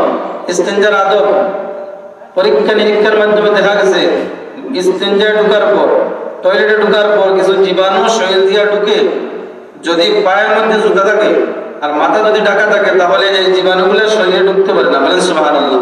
মেডিকেল সায়েন্স রিসার্চ করে আজকে পাইতেছে যে নবী কেন, বিশ্ব নবী কেন বললেন মাথা ঢেকে ঢুকার জন্য, নবী কেন বললেন পায়ের জুতা রেখে বাথরুমে ঢুকার জন্য। ডাক্তারও বলে পায়ে জুতা রেখে ঢুকবেন। নবী বলেছেন 1500 বছর আগে যে বাথরুমে ঢুকলে জুতা পায়ে রেখে ঢুকবে। এখানে আল্লাহ নবীর কত বড় সায়েন্টিস্ট ছিলেন আল্লাহ রাসূল সাল্লাল্লাহু আলাইহি ওয়াসাল্লাম। আজকে ডাক্তাররা পর্যন্ত স্বীকার করে নিতেছে, বৈজ্ঞানিকরা স্বীকার করে নিতেছে রাসূলের সুন্নাতগুলো। প্রত্যেকটা সুন্নাতের মধ্যে সওয়াব। রাস্তা দিয়ে হাঁটবেন, ডান দিক দিয়ে হাঁটা সুন্নাত, হাঁটলেন আপনার আমলনামায় সওয়াব লেখা হবে। রাস্তা দিয়ে হাঁটতেছেন, আপনি কোনো সওয়াব করতেছেন না, কিন্তু হাঁটবেন, ডান দিকে হাঁটবেন, আপনার আমলনামায় সওয়াব লেখা হবে। আপনি ইস্তিনজা ঢুকার সময় বাম পা দিয়ে ঢুকবেন, বাথরুমে ঢুকার সময় বাম পা দিয়ে ঢুকবেন। বাথরুমে ঢুকার আগে দোয়া পড়বেন আল্লাহুম্মা ইন্নী আউযু বিকা মিনাল খুবুসি ওয়াল খাবাইস। বসার পর ঢিলা ব্যবহার করবেন, কুলু ব্যবহার করবেন। বাইর হওয়ার সময় ডান পা দিয়ে বের হবেন, দোয়া পড়বেন গুফরানাকা আলহামদুলিল্লাহিল্লাযী আযহাবা আন্নিল আযা ওয়া আফানি। এই দোয়া পড়বেন। বাইর ঢুকবেন দোয়া পড়ে সুন্নত তরিকায়, বের হবেন দোয়া পড়িয়া সুন্নত তরিকায়। এই যত সময় পর্যন্ত আপনি ইস্তিনজা ছিলেন তত সময় পর্যন্ত আপনার আমলনামায় ইবাদতের সওয়াব লেখা হবে। ঘুমাইলেন ডান কাতে শুইবেন, ফজর অবস্থায় শুইবেন, এশার নামাজ পড়িয়া শুইবেন জামাতের সাথে, আবার ফজরের নামাজ পড়বেন মসজিদে আসে জামাতের সাথে, সুন্নত তরিকায় ঘুমাইবেন, আবার সুন্নত তরিকায় উঠিয়া ওযু ইস্তিনজা করিয়া মিসওয়াক করিয়া ভালো করে সুন্দরভাবে পবিত্রতা হাসিল করিয়া মসজিদে এসে ফজরের জামাত আদায় করবেন। রাসূল বলেন, মুসলিম শরীফের হাদিস, মান সাল্লা সুবহা ফি জামাতিন ফাকান্নামা কামা নিসফাল লাইল ওয়া মান সাল্লা সুবহা ফি জামাতিন ফাকান্নামা সাল্লাল লাইলা কুল্লাহু। আল্লাহ রাসূল বলেন, আমার যে উম্মত না সে এশার নামাজ পড়লো জামাতের সহিত, আবার ফজর নামাজ পড়লো জামাতের সহিত, সারাটা রাত পর ইবাদত বন্দেগী করলে যে পরিমাণ সওয়াব হয়, রাত ভর ঘুমাইলো আমলনামার মধ্যে তার সওয়াব লেখা হইল। বলেন সুবহানাল্লাহ। রাদান ইসলাম, আপনি ছোট্ট একটা আমল বলতেছি, এই আমলগুলো আমাদের ওয়াজ নসিহতের মূলের আমল ছাড়া এটা যত ওয়াজ শুনবেন, কিচ্ছা কাহিনী শুনলেন, ঘন্টার ঘন্টা বয়ান শুনলেন, কিছু নাই, কিছু নিয়ে যাওয়ার দরকার। এই যে কবিররা একটা হয়ে গেছে, এত সময় আপনার থাকলেন, কিছু নিয়ে যাবেন না, কয়েকটা যদি নিবেন, আপনাদের মা বোনদেরকে বলবেন, আমাদের স্ত্রীদেরকে বলবেন, বোনদেরকে বলবেন, ভাইদের এই আমল করলে আপনি যে বলে সওয়াব হবে শুধু না, ওই লোকটা আমল করলে যে সওয়াব হবে, আপনি আরেকটা আলাদা একটা অংশ আল্লাহ আপনাকে দান করবেন। ওই লোকটা আমল করলে আপনার আমলনামায় সওয়াব হবে। উনি যদি বলে আরেকজনকে, আরেকটা অংশ আপনার আমলনামায় যোগ হবে। উনি যদি বলে আরেকজনকে, আপনার আমলনামায় আরেকটা অংশ সওয়াব লেখা হবে। এইভাবে 100 জন যদি আমল করে 100টা এক্সট্রা সওয়াব আল্লাহ আপনাকে, আল্লাহ রাব্বুল আলামিন তার কুদরতি ভান্ডার থেকে দিয়ে দিবেন। ছোট্ট আমল কি? ফজরের নামাজ পড়ার পর তিব্বে রুহানির মধ্যে লেখা হয়েছে যে আল্লাহর একটা সিফাতি নাম আছে ইয়া মালিকু, আল্লাহর একটা সিফাতি নাম আছে ইয়া কুদ্দুস। ইয়া মালিকু ইয়া কুদ্দুস স্মরণ রাখবেন। মাগরিবের নামাজ পড়ার পর 7 বার ইয়া মালিকু ইয়া কুদ্দুস, ইয়া মালিকু ইয়া কুদ্দুস, ইয়া মালিকু ইয়া কুদ্দুস, ইয়া মালিকু ইয়া কুদ্দুস, ইয়া মালিকু ইয়া কুদ্দুস, ইয়া মালিকু ইয়া কুদ্দুস, ইয়া মালিকু ইয়া কুদ্দুস। মাগরিবের পরে পড়বেন 7 বার, ফজরের নামাজের পর পড়বেন 7 বার। পড়লে কি হবে? লাভ কি হবে?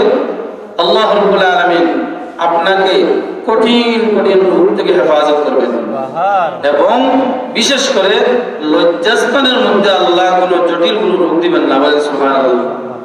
সাধারণ ফায়দা নেই, অসাধারণ অসাধারণ ফায়দা। আমল করতে মাত্র কয়েক সেকেন্ড লাগে, কত অসাধারণ ফায়দা। আল্লাহ রাব্বুল আলামিন আমের বরকত। আরেকটা আমল, প্রতিদিন এশার বিতিন নামাজ পড়ার পর, বিতিন নামাজের সালাম ফিরানোর পরই আল্লাহর 3টা সিফাতি নাম একসাথে, সুবহান, মালিক, কুদ্দুস, একসাথে পড়বেন। সুবহানাল মালিকিল কুদ্দুস, সুবহানাল মালিকিল কুদ্দুস, সুবহানাল মালিকিল কুদ্দুস। 3টা নাম, এই 3 নাম যদি পড়েন, মহান আল্লাহ রাব্বুল আলামিন খুশি হইয়া প্রতিদিন, আজকে যদি এশার নামাজের বিতিন সালাম ফিরানোর পর এই নামটা পড়েন, আগামীকাল বিতিন নামাজ পড়ার আগ পর্যন্ত ফেরেশতারা যত আমল করেছে হুবহু ওই পরিমাণ সমান সওয়াব আপনার আমলনামায় আল্লাহ রাব্বুল আলামিন দান করে দিবেন। মাত্র 3 নাম পড়লেন 3 বার, হাজার হাজার লক্ষ লক্ষ কোটি কোটি সওয়াবের ভাগী হয়ে গেলেন। আপনি যে কোনো এক সময় যদি রেগুলার পড়তে পারেন, লা ইলাহা ইল্লাল্লাহ ওয়াহদাহু লা শারীকা লাহু আহাদান সামাদান লাম ইয়ালিদ ওয়া লাম ইউলাদ ওয়া লাম ইয়াকুল লাহু কুফুয়ান আহাদ। পাইবেন তো সবাই? লা ইলাহা ইল্লাল্লাহ ওয়াহদাহু লা শারীকা লাহু আহাদান সামাদান লাম ইয়ালিদ ওয়া লাম ইউলাদ ওয়া লাম ইয়াকুল লাহু কুফুয়ান আহাদ।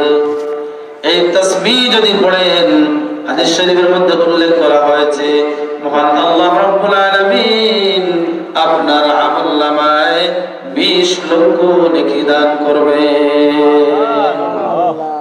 আপনারা ছোট ছোট আমলগুলো যা বললাম, আমরা বাসা থেকেও বাড়ি থেকেও বলি সবাইকে আমল করার চেষ্টা করি, নিজেও আমল বাড়া জিন্দেগি বানাই, মানুষকে সালাম দেওয়ার অভ্যাস করি শুদ্ধ ভাষায়। আসসালামু আলাইকুম ওয়া রাহমাতুল্লাহি ওয়া বারাকাতুহু। এইভাবে সালাম দেই।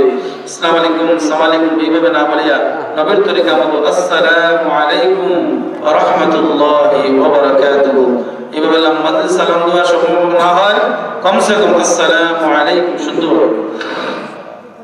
আল্লাহ পাক রব্বুল আলামিন আমাদের সবাইকে, কেউ যদি হাসি দেন আলহামদুলিল্লাহ বলবেন, হাসি দেওয়ার জবাবে ইয়ারহামুকাল্লাহ, আপনি শুনলেন উনি বলবেন ইয়ারহামুকাল্লাহ।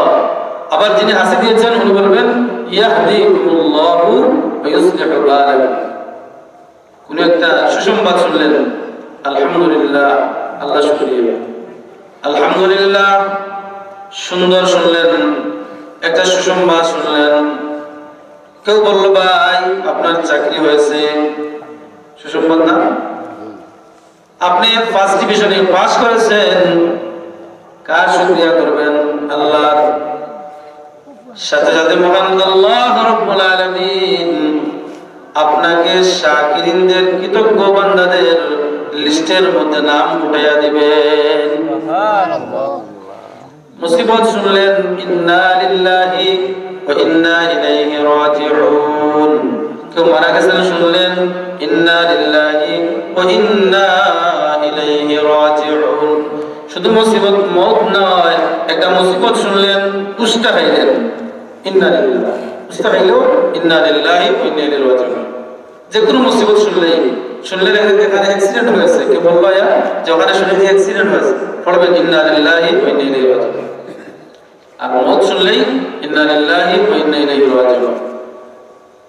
কেউ আপনাকে কিছু দিল, একটা হাদিয়া দিল, জাযাকাল্লাহ অথবা শুকরান অথবা জাযাকাল্লাহ। আপনি সিঁড়ি দিয়ে উপর দিকে উঠতেছেন, কি বলবেন?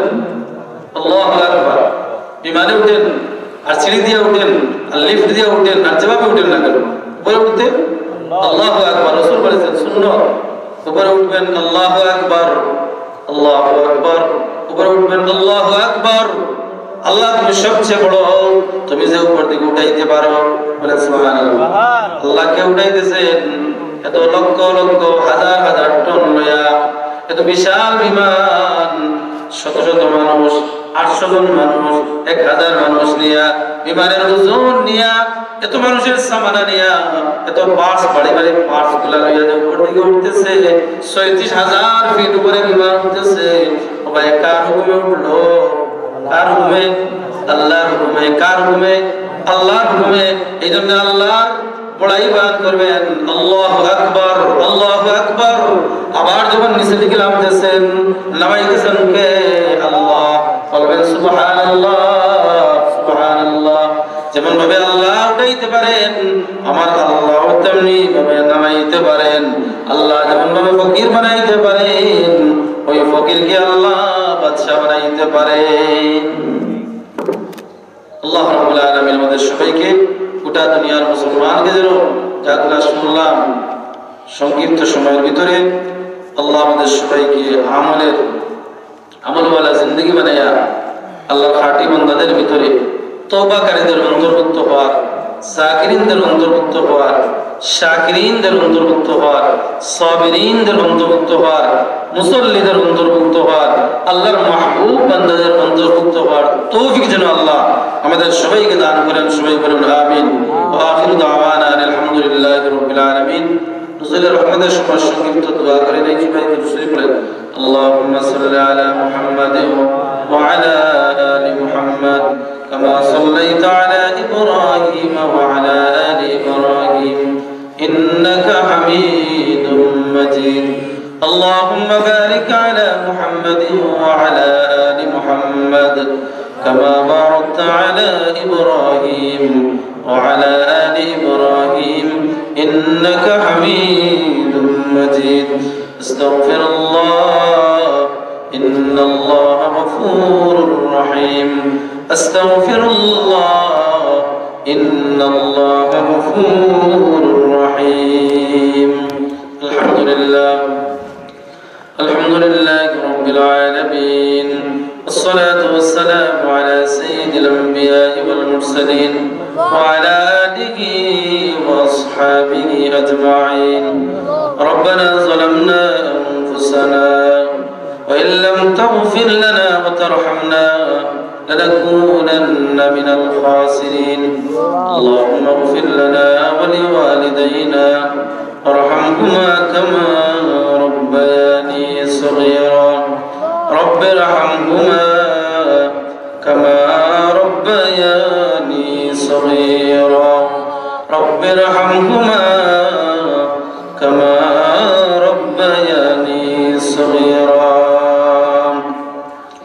اللهم أنت ولينا وكفيلنا ووكيلنا في الدنيا والآخرة توفنا مسلمين وألحقنا بالصالحين رب العالمين او مولا کریم او گناہگارের গুনাহ maaf करने वाला ऐ मुसीबत ज़दार मुसीबत दूर करने वाला ऐ बीमारी बीमार शिफा देने वाला ऐ अवाबिर अवाब दूर करने वाला ऐ फकीर रे बादशाह बनाने वाला ऐ बादशाह रे फकीर बनाने वाला আল্লাহ तमाम জীবনের গুনার বোঝা মাথায় নিয়া আসামির বেশে অপরাধীর বেশে ভিক্ষু কাঙ্গালের বেশে আলেম উলামাদেরকে নিয়ে নওজোয়ান ভাইদেরকে নিয়ে আল্লাহ তোমার ঘর দেখনেওয়ালা বান্দাদেরকে নিয়ে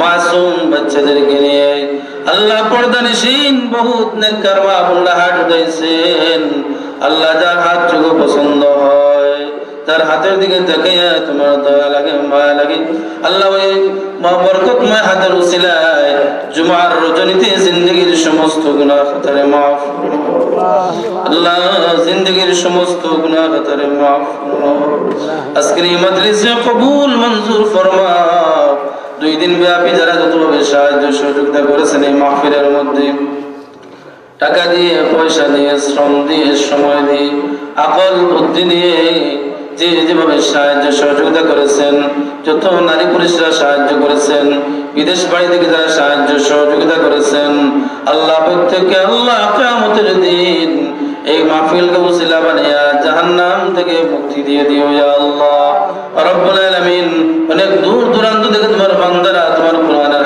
আলোকে হাদিসের আলোকে কথাগুলো শোনার জন্য একত্রিত হয়েছেন কবুল আর মঞ্জুর ফরমাও আল্লাহ গভীর রজনীতে ঘুমাইবার সময় ঠান্ডা দিন আরামের ঘুম ছেড়ে দিয়ে আল্লাহ আরামের ঘুমকে হারাম করে দিই তুমি আল্লাহর আশিক হইয়া তোমার বান্দারা আমি গুনাহগারের সামনে দীর্ঘ সময় বসে রইলেন কি দিব মৌলা তাদেরকে দেওয়ার মতো কিছু ও মৌলা করিম বাবার বয়সী বুড়া বাবারা চাচারা বসে আছেন দীর্ঘ সময় নওজোয়ান ভাইরা ছিলেন বাচ্চারা খুশি খুশি ছেলেরা ইয়া আল্লাহ সবাইকে কবুল এবং মঞ্জুর করে নাও মুরব্বীদের হায়াতের মধ্যে বরকত দাও যুবকদের হায়াতের মধ্যে বরকত দাও আলেম উলামাদের শান বাড়ায়া দাও রব্বুল আলামিন মৌলা করিম বাড়িদেরকে আল্লাহ শিফা দান ফরমাও অভাবীদের অভাব দূর ফরমাও যে জায়গায় আটকা আছেন আল্লাহ উদ্ধার ফরমাও আমাদের যারা আব্বা আম্মা অসুস্থ আছেন খেসাকারী বন্ধু বান্ধব মায়ের মহব্বতের মানুষ যে যেখানে অসুস্থ আল্লাহ সবাইকে শিফা দান ফরমাও আমাদের আসাতিজে কেরাম যারা দুনিয়াতে জীবিত আছেন আল্লাহ নেক হায়াত দান ফরমাও বরকত করে হুজুর সহ এত উলামায়ে কেরাম বুজুর্গানে দিন আসাতিজে কেরাম কবরের বাসিন্দা হয়ে গেছে আল্লাহ তাদের কাছে কালিমা তাইয়্যিবা লা ইলাহা ইল্লাল্লাহ মুহাম্মাদুর রাসূলুল্লাহ থেকে নিয়ে قال رسول الله صلى الله عليه وسلم حديث পর্যন্ত সহিহ বুখারী শরীফ পর্যন্ত তোমার কালামুল্লাহ শরীফ পড়েছি দুনিয়াতে না আল্লাহ তাদেরকে কি দিব মওলা তোমার কাছে দরখাস্ত গভীর রজনীতে জুমার রাতে তোমার কাছে দরখাস্ত করতেছি মওলা তাদেরকে তোমার জান্নাতুল ফিরদাউসের আলা মুকাম দান আল্লাহুম্মা আমিন আল্লাহ তাদেরকে জান্নাতুল ফিরদাউসের আলা মুকাম দান ফরমাও জান্নাতুল ফিরদাউসের আলা মুকাম দান ফরমাও আল্লাহ উস্তাদের আল্লাহ বিনিময়ে তো কেউ দেওয়ার মতো কোনো ক্ষমতা নাই এত নিজবিত আছেন নেক হায়াত দাও রব্বুল আলামিন আশেপাশে তো মুর্দিগান আছেন সবাইকে মাফ ফরমাও এত কবর আযাব এদেরকে মাফ ফরমাও তারা জীবিত আছেন আল্লাহ নেক হায়াত দান ফরমাও এই মহল্লার সমস্ত নারী পুরুষ ছোট বড় ছেলে মেয়ে ইয়া আল্লাহ যুবক বৃদ্ধ বৃদ্ধা সবাই আল্লাহ তুমি কবুল আর মঞ্জুর ফরমাও রব্বুল আলামিন মেহেরবানি করে আমাদের দোয়ারে কবুল আর মঞ্জুর ফরমাও আল্লাহ খালিয়াত ফেরত দিও না ইয়া আল্লাহ আল্লাহ মাফ করে দাও মোরা মাফ করে দাও যত গুনাহ করেছি তুমি ক্ষমা দাও আল্লাহ মাফ করে দাও প্রভু মাফ করে দাও যত গুনাহ করেছি তুমি ক্ষমা দাও বান্দা সে বندگی নাই শেষ করেছি জিন্দেগি বান্দা সে বندگی নাই শেষ করেছি জিন্দেগি আখিরাতের জীবনে পাপীদের উপায় কি বান্দা সে বندگی নাই শেষ করেছি জিন্দেগি আখিরাতের জীবনে ওই পাপীদের উপায় কি খালি হাতে এসেছি তোমার দরবার গুনাহ ছাড়া কোনো কিছু নাই যে আমার খালি হাতে আসা নিয়ে আসিয়াছি সাই নিরাশা হইয়া যেন ফিরিয়া না যাও নিরাশা হইয়া যেন ফিরিয়া না যাও দয়ার সাগর তুমি মালিক মুখতার লুৎফ করম করো জানিয়া শাহ আলম লুৎফুর রহমান খাতিরে হাজী ইমদাদুল্লাহ মুহাজিরে মক্কির খাতিরে তুমি ছাড়া কারো কাছে করি মুরুদন তুমি ছাড়া কেউ জিবে আমরা নিবেদন যত গুনাহ করিয়াছি করি দেব যত গুনাহ করিয়াছি আল্লাহ করি দেব শয়তানি ওয়াসওয়াসা হইতে দিল রাখো সাফ ভালো থাকি পুরা থাকি তবুও তোমার দয়া করো দয়ার আল্লাহ দোহাই তোমার জীবনে মরণে আরো কবর হাসরে জীবনে মরণে আরো কবর হাসরে দেখিও আমরা রে আল্লাহ দয়ার নজর দেখিও আমরা রে আল্লাহ দয়ার নজরে হজ করিবার তোরে শক্তি করো দান কাবার গিলাফে দরি কান্দি যে হায়রান কবুল করো দুআ ইলাহি কাদির মুহাম্মদ মুস্তাফা হযরত নবীর খাতি মুহাম্মদ মুস্তাফা হযরত নবীর খাতি بفضل سبحان ربك رب العزة عما يصفون وسلام على المرسلين والحمد لله رب العالمين آمين برحمتك يا